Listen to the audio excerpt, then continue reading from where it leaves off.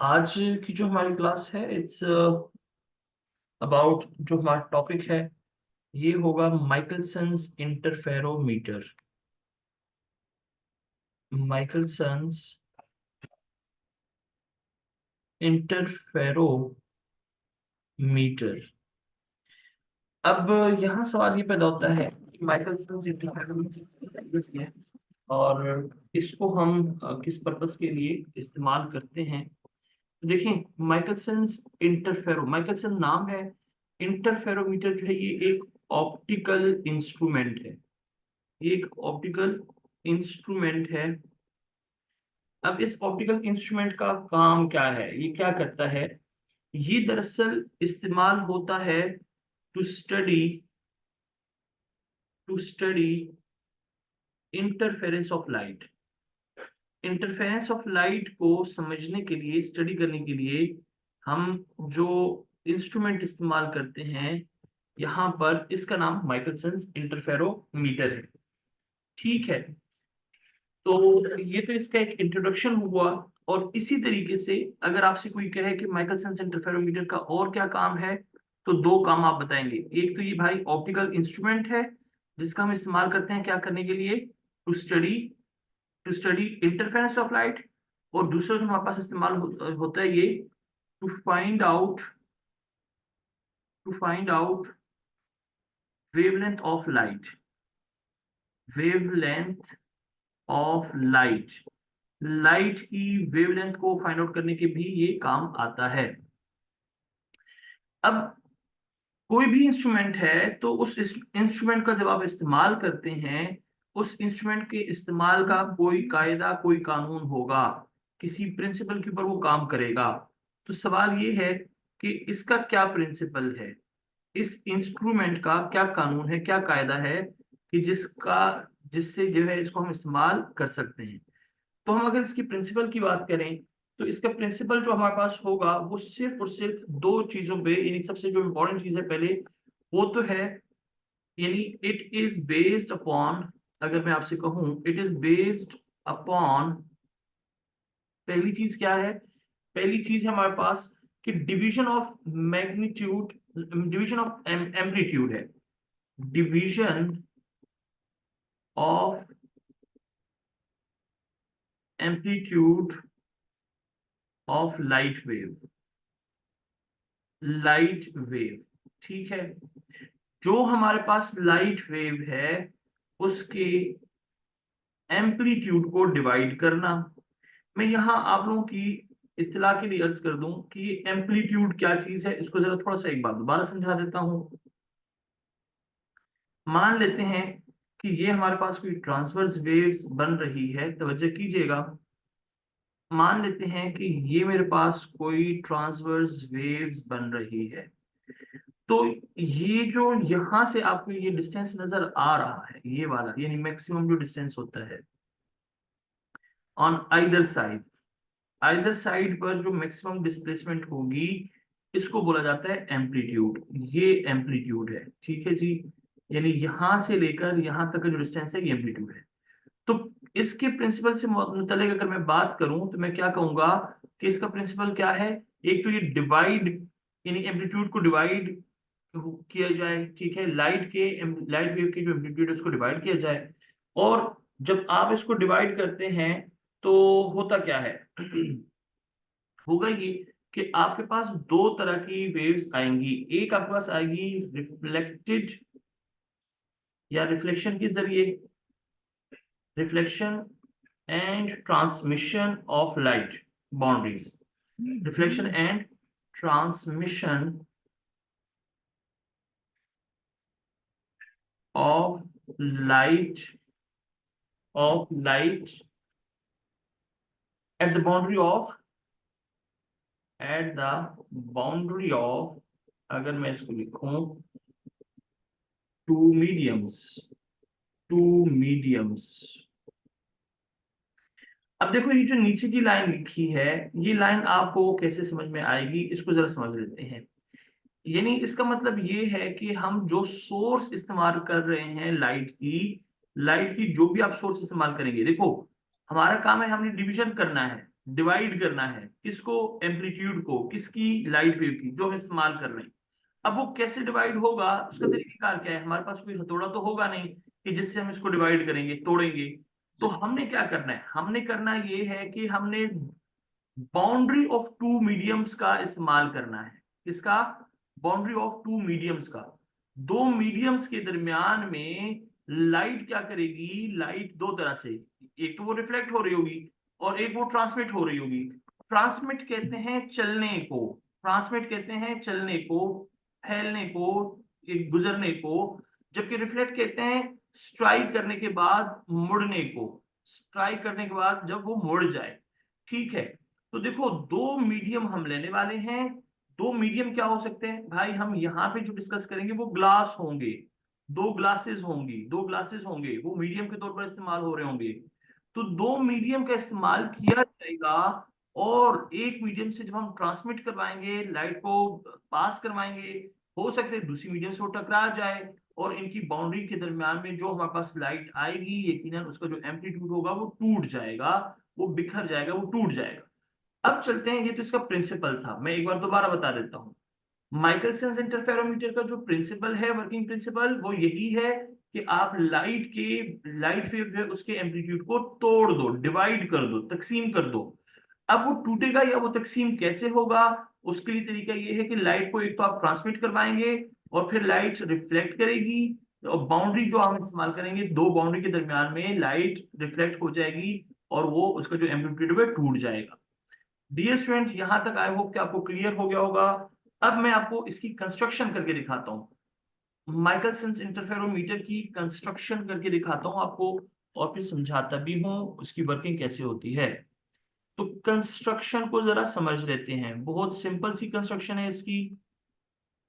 Construction of Michelson's interferometer, MIM लिख देता हूं मैं, मीटर के लिए MIM शॉर्ट में लिख देता हूं, माइकलसन्स इंटरफेरोमीटर। ठीक है, अब यहां जरा समझिएगा, मैं ये डायग्राम बनाने लगा हूं, आप लोग इसको जरा समझें और आप बहुत एंजॉय करेंगे, बहुत मजे का है। मान लो ये मेरे पास एक ग्लास स्लिट है और एक मेरे पास ये ग्लास स्लिट है। ठीक है, एक यहाँ बैक पे है, ये ग्लास है। मैं भी आपको पूरी तसल्ली के साथ ये चीज समझाने लगा हूं, तवज्जो कीजिएगा। हम ये बोल देते हैं, मान लेते हैं कि यहाँ पे हमारे पास सोर्स है, ये लाइट सोर्स है, मोनोक्रोमेटिक लाइट होनी चाहिए। ये ध्यान में रखना है कि लाइट जो है वो क्या होनी चाहिए, जब कभी भी आप पूरे चैप्टर में जहां पे भी आप इंटरफेरेंस पढ़ोगे, मोनोक्रोमेटिक लाइट होनी चाहिए। ये पेपर में भी पूछा जा सकता है। तो इंटरफेरेंस के लिए तो बेसिक शर्त तो ये है, लाइट मोनोक्रोमेटिक होनी चाहिए, सिंगल कलर की होनी चाहिए, कल डिस्कस कर चुका हूं। अब डी स्टूडेंट सुन लो, मानो ये मेरे पास सोर्स है, सोर्स जिससे हमें लाइट मिल रही है। ठीक है, अच्छा इसको मैं थोड़ा और आपके साथ, मैं इसको चलो इस तरह बना देता हूँ, ये भी, और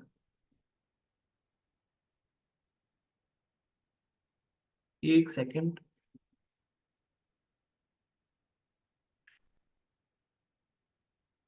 तो ये पूरी हम इसको इस तरह करके बना देंगे। अब ये स्टूडेंट्स होने वाला क्या है, आप तवज्जो कर लें, होगा ये, यहाँ पे मैं इस लाइट सोर्स से क्या कहता हूं, मैं कहता हूं कि यार यहाँ से एक लाइट की रे आई, आने के बाद ये जो पहली मेरे पास स्लिट है, ये आपके पास यहां से लाइट क्या करेगी, इस स्लिट को बीम स्प्लिटर कहते हैं, बीम स्प्लिटर कहते हैं। अजान हो रही है, मैं पॉज करता हूँ, फिर आप लोग के साथ दोबारा डिस्कशन शुरू करता हूँ। चलिए स्टूडेंट्स, हम इसको दोबारा से डिस्कस कर लेते हैं। अच्छा जी देखें, तो जब आपने माइकलसन्स इंटरफेरोमीटर को पढ़ना है, तो माइकलसन्स इंटरफेरोमीटर में यहाँ देख लीजिएगा, मैंने कहा हम दो मिरर्स लेंगे, मिरर्स जो है वो दो होंगे, टू मिरर्स होंगे। एक तो ये वाला मिरर है ठीक है, मिरर आईना, ठीक है, जिसमें हम चेहरा देखते हैं जिस तरह। तो एक ये मिरर है और एक यहाँ ये मिरर हम लगा देते हैं, ठीक है, एक ये मिरर है मेरे पास, दो मिरर हो गए, और दो ही मेरे पास स्लिट्स होंगे, स्लिट्स होंगे, जैसे ग्लास स्लिट्स होती हैं, ग्लास जिसमें से लाइट आर पार गुजर जाती है। याद रखिएगा स्टूडेंट, मिरर से लाइट रिफ्लेक्ट होती है, स्लिट से लाइट रिफ्रैक्ट होती है। मैं यहां लिख भी देता हूं, मिरर से लाइट रिफ्लेक्ट होगी, जबकि स्लिट से लाइट रिफ्रैक्ट होगी। रिफ्रैक्ट कहते हैं आर पार गुजर जाने को। आपके घर में जो विंडो है, जो ग्लास है, उससे लाइट आर पार गुजर जाती है, लेकिन शीशा जो है, जब उसके ऊपर आप टॉर्च से लाइट मारेंगे तो वो वापस आ जाएगी। तो मिरर से लाइट रिफ्लेक्ट होती है और स्लिट से लाइट रिफ्रैक्ट होती है। अब स्टूडेंट्स यहाँ आइए, यहाँ समझिएगा। अब यहाँ क्या हो जाता है, देखो ये भी मेरे पास स्लिट है और ये भी मेरे पास स्लिट है। ये मान लो मिरर M1 है, और ये मान लेते हैं ये मेरे पास मिरर M2 है। ये स्लिट यानी ग्लास G1 है और इसको मैं ग्लास G2 कह देता हूं। अब आते हैं और हम देखते हैं कि काम क्या हो रहा होता है। होता ये है कि जब यहां से ये सोर्स से लाइट आ रही है, ये लाइट क्या करेगी, ये पहले स्लिट के ऊपर फॉल होगी, गिरेगी। इसी स्लिट को हम बीम स्प्लिटर बोलते हैं। बीम स्प्लिटर यानी जो बीम यहाँ पे आएगी वो यहाँ पे स्प्लिट हो जाएगी। अब वो किस चीज में स्प्लिट होगी ये आपको मैं बताता हूँ। कुछ जो लाइट आपके पास होगी वो यहाँ से हल्की सी ऐसे आएगी, मुड़ेगी, और यहाँ से ये ऐसे आएगी, और आते हुए ये लाइट यहाँ फॉल कर जाएगी। अब सुनो जरा, यहाँ पे लाइट का कुछ हिस्सा जो है, स्प्लिटर इसको इसलिए कहते हैं कि जो पहली रे है हमारे पास, ये रे दो हिस्सों में टूटेगी। कुछ तो ये रिफ्रैक्ट होके सीधी गुजर जाएगी, और कुछ ये पार्शली रिफ्रैक्ट होके ऊपर मिरर के ऊपर टकरा जाएगी। अब यहाँ मैं इसकी डायग्राम भी इस तरह करके बना देता हूँ। एक रे ये है यहाँ पे, और ये सीधी गुजरने वाली रे है, सीधी गुजरने वाली रे है, समथिंग लाइक दिस। ठीक है डियर स्टूडेंट्स, क्या होता है, होता ये है कि जब ये रेल यहाँ से गुजरेगी और यहाँ पहुंच जाएगी, यहाँ पहुंचने के बाद ये वापस इसी रास्ते से क्या हो जाएगी, रिफ्लेक्ट बैक हो जाएगी। यहाँ से वापस रिफ्लेक्ट बैक हो जाएगी, इसी रास्ते पे मुड़ जाएगी, और ये यहाँ आके टकराएगी। यहाँ आके टकराने के बाद क्या होगा, आपको यहाँ फील हो रहा है, एक रे यहाँ से टकराएगी, और यहाँ से टकराने के बाद वो हमारे पास फॉल बैक कर जाएगी। मैं इसको यहाँ पे जरा ड्रॉ कर देता हूँ। मान लेते हैं ये समथिंग लाइक दिस, इस तरह करके ये फॉल करेगी, और फॉल करने के बाद ये हमारे पास, भैया इसको मैं यहाँ से, एक ये यहाँ से फॉल कर जाएगी, और एक जो यहाँ की लाइट होगी ये यहाँ से ऐसे करके फॉल आ जाएगी, ऐसे आ जाएगी, समथिंग लाइक दिस।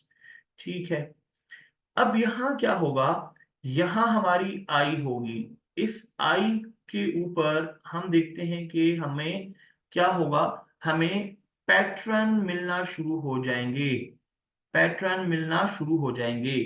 वो पैटर्न क्या होंगे, वो पैटर्न दो किस्म के होंगे, या तो डार्क पैटर्न हमें नजर आएंगे, या हमें लाइट यानी ब्राइट पैटर्न नजर आएंगे। ठीक है, ब्राइट लाइट हमें नजर आ जाएगी, या हमें डार्क या हमें ब्राइट लाइट नजर आएगी। जी, अब हम बताओ। सर जैसे ये जो ग्लास वन का स्लिट है, ये जो G1 है, हाँ, ये इसकी बीम लाइट जब वो नीचे जब हमारी ये इसकी जो रे है ये नीचे आ रही है, लेकिन ये जो स्लिट से आगे जा रही है G2 से आगे जाके M1 पे आ रही है, तो ये रिफ्रैक्ट नहीं करेगी? ये भी रिफ्लेक्ट करेगी। ये मैंने आपको दो रेज इसलिए तो बना के दिखाई हैं, आपको नजर नहीं आ रहा क्या? देखो, सर ये जी। एक तो ये वाली रे आ गई है आपको। देखो ये जो स्प्लिटर है ना, ये ग्लास स्प्लिटर जो है, ये ग्लास स्प्लिटर क्या कर रहा है, इधर देख लो। यहां से ये, एक तो इसने रे को यहां स्प्लिट कर दिया, यहां आ गई। ये जो वापस आ रही है, ये तो आपको ये नीचे मिल गई, ये मिल गई आपको यहां से। अब सवाल है कि ये वाली जो ब्लैक रे है ये किधर से आई, ये जो इधर से स्ट्राइक हुई और वापस रिफ्लेक्ट बैक हुई, ये यहाँ आई, यहाँ आने के बाद ये भी तो इधर आ गई। तो अब आप जो इंटरफेरेंस देख रहे हैं, वो इंटरफेरेंस के लिए दो रेस चाहिए थे। याद रखिएगा, इंटरफेरेंस के लिए आपको दो रेस चाहिए होती हैं। तो इंटरफेरेंस को जो दो रेज मिल रही है, एक तो ये ऊपर से आ गई, एक रे ये हो गई हमारे पास, और जो दूसरी रे है वो ये हो गई है, ये दो रेज हो गई आपके पास। और जब दो वेव्स मिलेंगी, या रेज, यहाँ पे रेज हैं तो इनको हम वेव्स भी कह सकते हैं, ये वेव की तरह एक्ट कर रही हैं। ये दोनों वेव्स या तो डार्क और या तो ब्राइट इंपैक्ट प्रोड्यूस करेंगी। आई होप आपका क्वेश्चन क्लियर हो गया।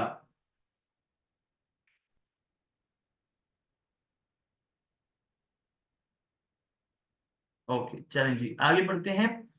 अब भी स्टूडेंट्स यहाँ, अब जो मुझे उम्मीद है कि आप लोगों को अब तक की जो बातें हैं इसमें कोई प्रॉब्लम नहीं हुई होगी। माइकलसन इंटरफेरोमीटर यहाँ तक आपको क्लियर हो गया होगा।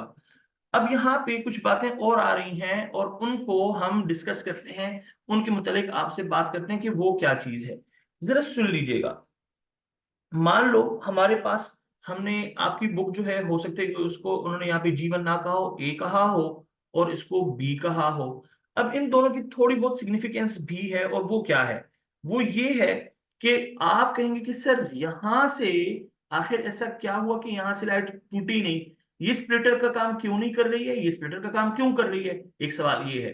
तो डियर स्टूडेंट्स, ये याद रखिएगा कि जो पहला जो ए स्लिट है, ये हाफ सिल्वर्ड होता है। हाफ सिल्वर्ड होता है।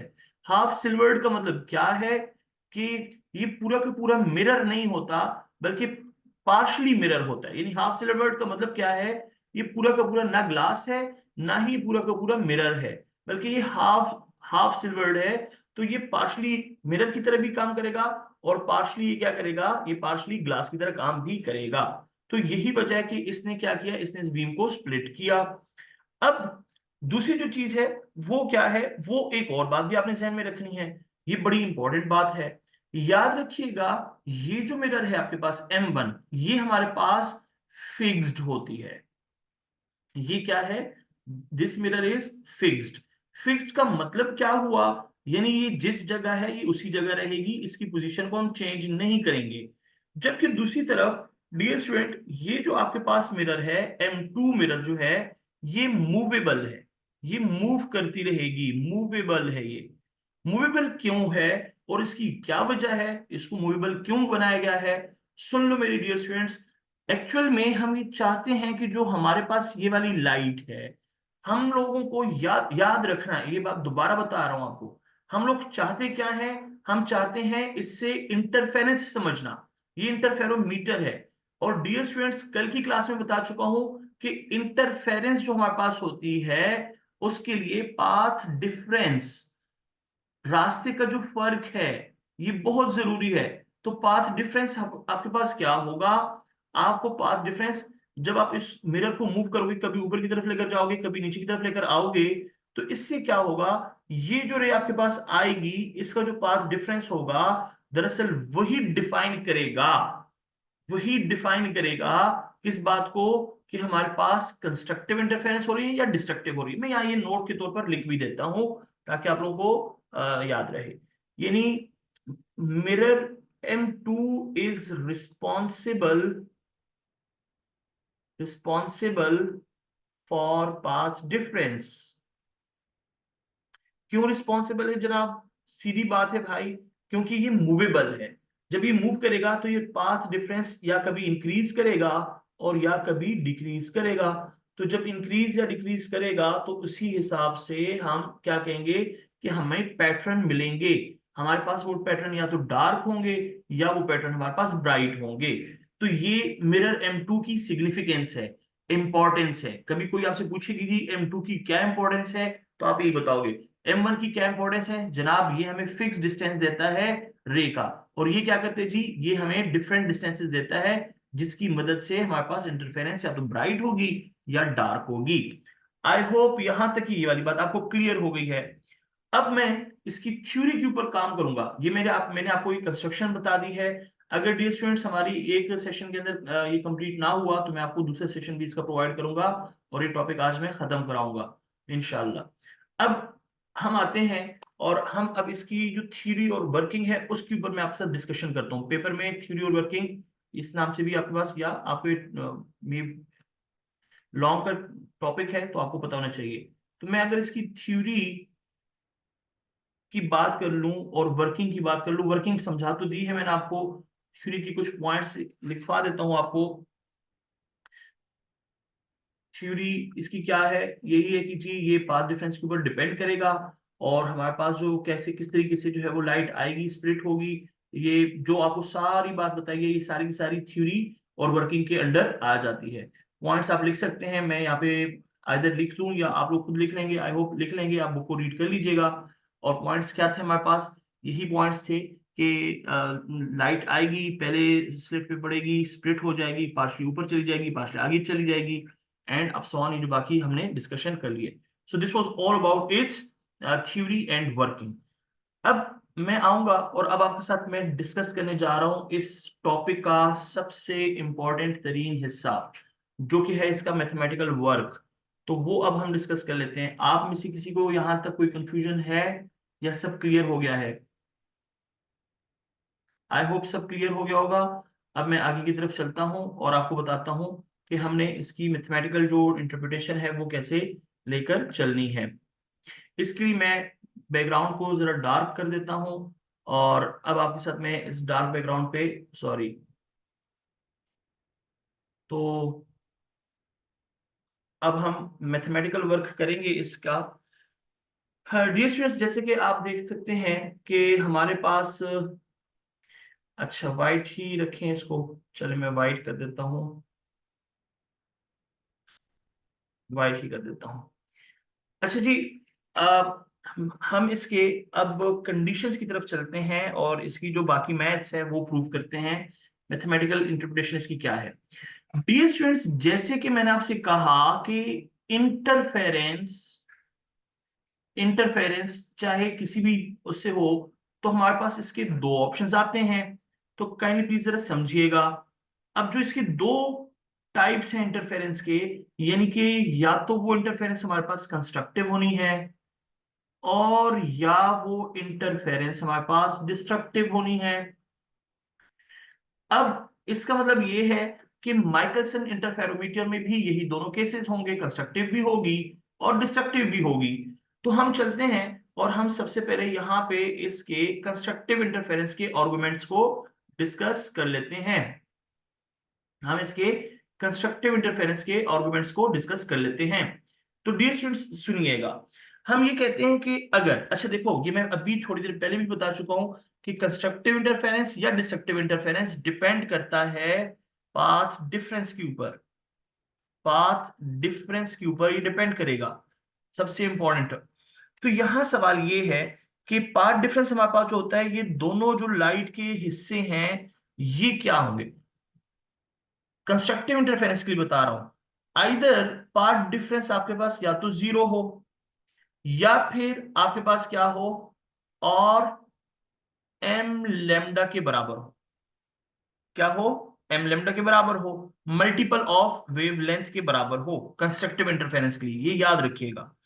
तो पाथ डिफरेंस को हम, चलो यहां इसको मैं इस तरह लिख देता हूं, पाथ डिफरेंस को हम डी कह देते हैं। मैं जरा इसको इरेज करके अच्छा सा करके लिख देता हूं। जो पाथ डिफरेंस है, दिस इज डी। तो पाथ डिफरेंस या तो जीरो होना चाहिए, या यही पाथ डिफरेंस आपके पास क्या होना चाहिए, एम लेमडा के बराबर होना चाहिए। अब अगर मैं डी की बात करूं तो डी की वैल्यू क्या होनी चाहिए, एम लेमडा। ये फॉर्मूला है हमारे पास। जब जब आप कंस्ट्रक्टिव इंटरफेरेंस पढ़ोगे, you will have to write m lambda. Dear students, ये एम क्या बला है, एम आपके पास कोई भी इंटीग्रल नंबर हो सकता है, 0, 1, 2, 3, 4 एंड अब सो ऑन। तो कोई भी आपके पास जो इंटीग्रल नंबर है वो इस एम की जगह आ सकता है। कुल मिला के जो हमने पढ़ा, जो हमने समझा, वो यही है कि पाथ डिफरेंस कंस्ट्रक्टिव इंटरफेरेंस के लिए बाय माइकलसन इंटरफेरोमीटर, अगर दोनों आने वाली आखिरी जो फाइनल रे है जो इधर हमारे पास आई पे आएंगी, अगर उनका पाथ डिफरेंस या तो जीरो हो या 1 लेमडा हो, और ये 1 लेमडा, जैसे कि 1 लेमडा, 2 लेमडा, 3 लेमडा, कुछ भी इस तरह हो, तो ये हमारे पास हमेशा एक ब्राइट लाइट हमें मिलेगी, जो कि निशानी होगी किसकी, कंस्ट्रक्टिव इंटरफेरेंस की। यानी आपके पास जो रिजल्ट आएगा वो ब्राइट लाइट का होगा, वो ब्राइट लाइट आपको मिलेगी। जो कि इस बात की निशानदेही होगी कि वो लाइट हमारे पास क्या है, कंस्ट्रक्टिव इंटरफेरेंस शो कर रही है। अब आते हैं हम इसके डिस्ट्रक्टिव पार्ट की तरफ कि डिस्ट्रक्टिव इंटरफेरेंस क्या हो सकती है। अगेन चूंकि हम इंटरफेरेंस को पढ़ रहे हैं, मैंने आपसे क्या कहा, पाथ डिफरेंस इंपॉर्टेंट है। तो पाथ डिफरेंस को हम देखते हैं कि क्या होगा। फॉर फॉर डिस्ट्रक्टिव इंटरफेरेंस हमारे पास जो पाथ डिफरेंस है वो क्या होना चाहिए, वो आपके पास मल्टीपल होना चाहिए हाफ वेव लेंथ का। हाफ यानी हाफ ऑफ एम लेमडा के बराबर होना चाहिए। ठीक है। अब यहाँ पे ये हाफ हाफ एम लेमडा को भी ना करो, बल्कि इसको इस तरह कर लो कि हाफ प्लस एम लेमडा। ठीक है, एम प्लस हाफ कर लो या हाफ प्लस एम, यानी जो m की वैल्यू है, जो लेमडा है, जो इसकी वेवलेंथ है, m लेमडा क्या होता है, लेमडा इज वेवलेंथ। तो जो वेवलेंथ है वो क्या होना चाहिए, वो m प्लस हाफ लेमडा के मल्टीपल के बराबर होना चाहिए। अगर मैं m की जगह 0 पुट कर दूं, 1 पुट कर दूं, 2 पुट कर दूं, 3 पुट कर दूं या कोई भी वैल्यू, तो मेरे पास ये कुछ इस तरह का फॉर्मूला बन जाएगा। जैसे कि अगर मैं 0 पुट कर दूं तो ये बनेगा, अगर मैं 0 पुट कर दूं तो ये बनेगा λ/2। अगर 1 पुट करूंगा तो ये बन जाएगा 3/2 लेमडा, 3/2 लेमडा। अगर मैं 2 पुट करूंगा तो ये बन जाएगा 5/2 लेमडा, और ये सिलसिला आगे की तरफ चलेगा। अब डियर स्टूडेंट्स, आप लोगों ने इसमें से क्या सीखा, आप लोगों ने इसमें से ये सीखा कि अगर आने वाली दोनों रेज जो हैं उनका जो पाथ डिफरेंस है वो क्या हुआ, वो half of integral multiple of lambda के बराबर हुआ, तो हमारे पास ये क्या हो जाएगा, ये डिस्ट्रक्टिव इंटरफेरेंस हमें दे रहा होगा। ठीक है, यहां तक की बात क्लियर हो गई आपको।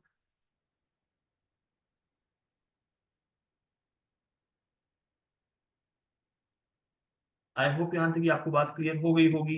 ये हमने इसकी कंस्ट्रक्टिव इंटरफेरेंस और डिस्ट्रक्टिव इंटरफेरेंस दोनों को जो है वो डिस्कस कर लिया है।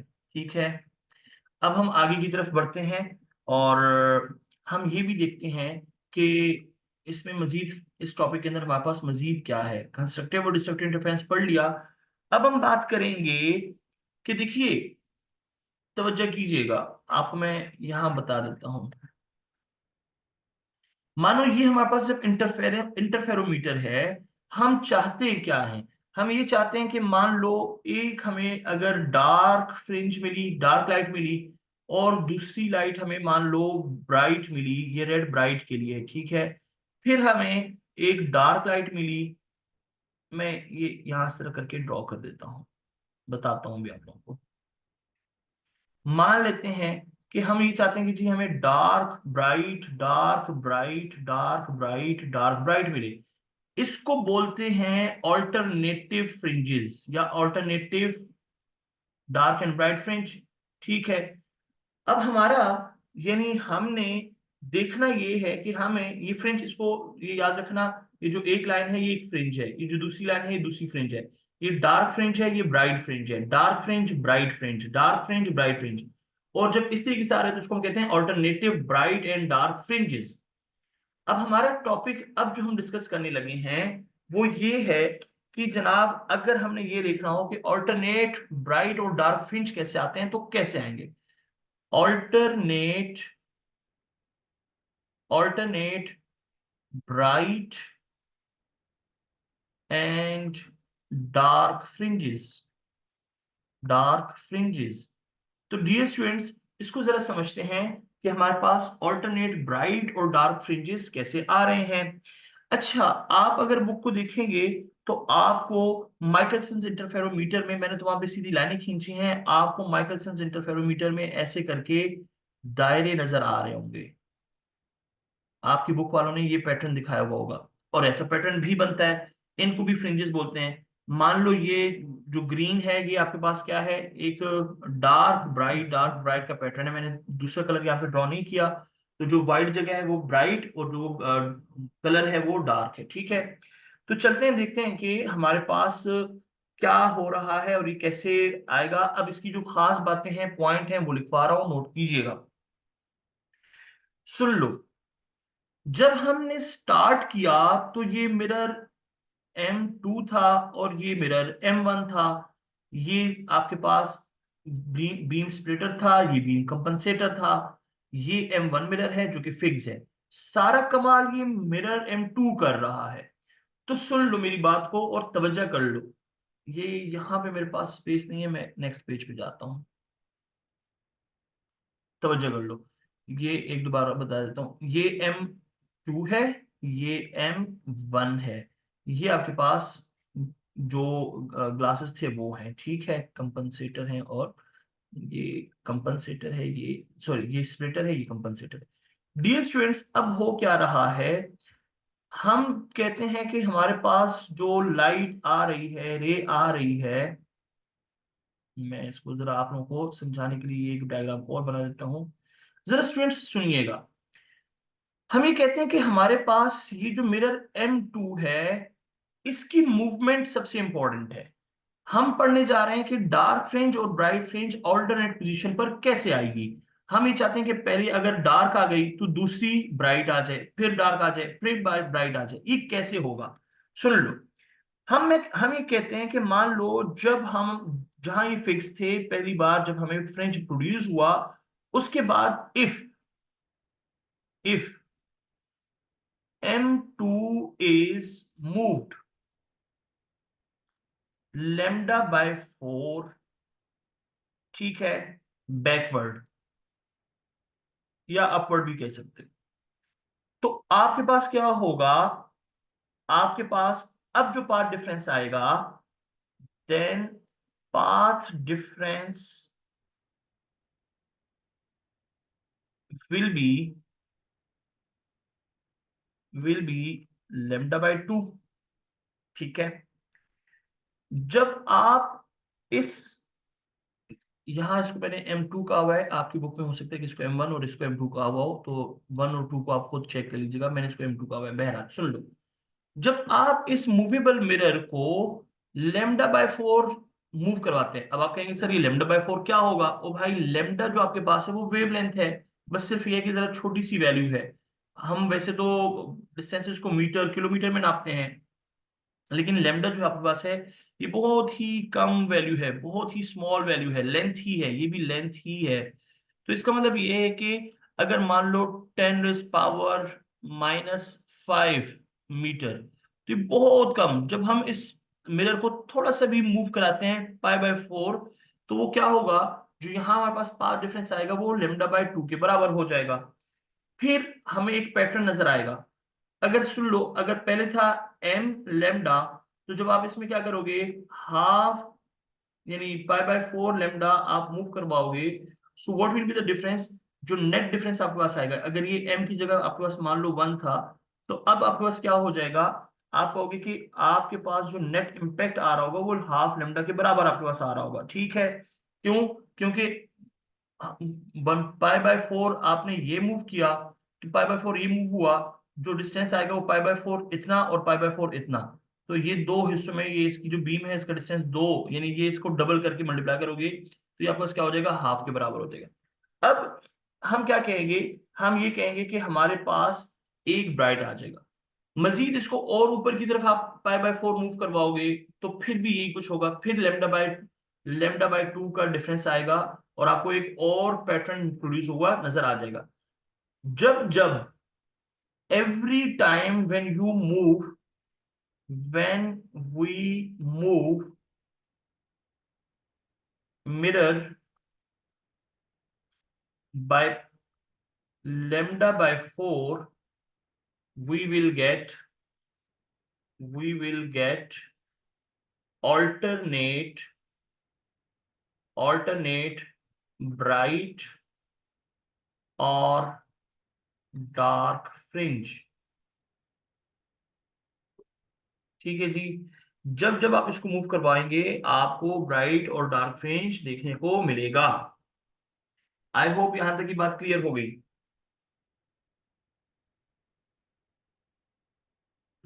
आई होप यहाँ तक की बात में किसी को कोई प्रॉब्लम नहीं है, ये क्लियर हो गई है। अब मैं आगे की तरफ चलता हूँ और इसको मजीद फर्दर आपके साथ डिस्कस कर लेता हूँ। काइंडली तवज्जो कीजिएगा, ठीक है। अब लास्ट हमारे पास क्या है, वेवलेंथ ऑफ लाइट।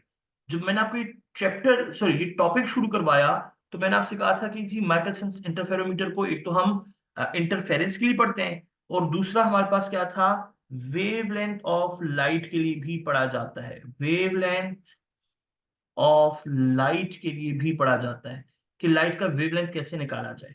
तो अब मैं आपको जो डेरिवेशन करवा रहा हूँ, छोटी मोटी सी डेरिवेशन है, ज्यादा लंबी नहीं है। तो वो ये है कि वेवलेंथ ऑफ लाइट कैसे निकाली जाए। इंपॉर्टेंट चीजें हैं, काइंडली प्लीज आप लोग नोट कर लें ताकि आपको प्रॉब्लम ना हो।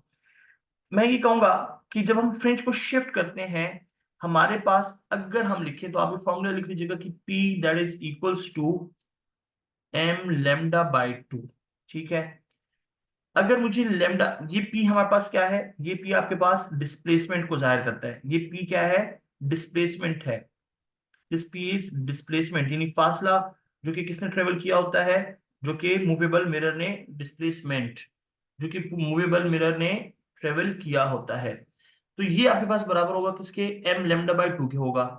तो अगर मुझे लेमडा की वैल्यू निकालनी है तो जस्ट मैंने इक्वेशन बनानी है इसकी, ये 2 इधर आ जाएगा। So this is lambda which will be equals to 2p divided by m, 2p divided by m। और इसकी मदद से हम क्या करेंगे, we can find out the value of lambda. अगर आपको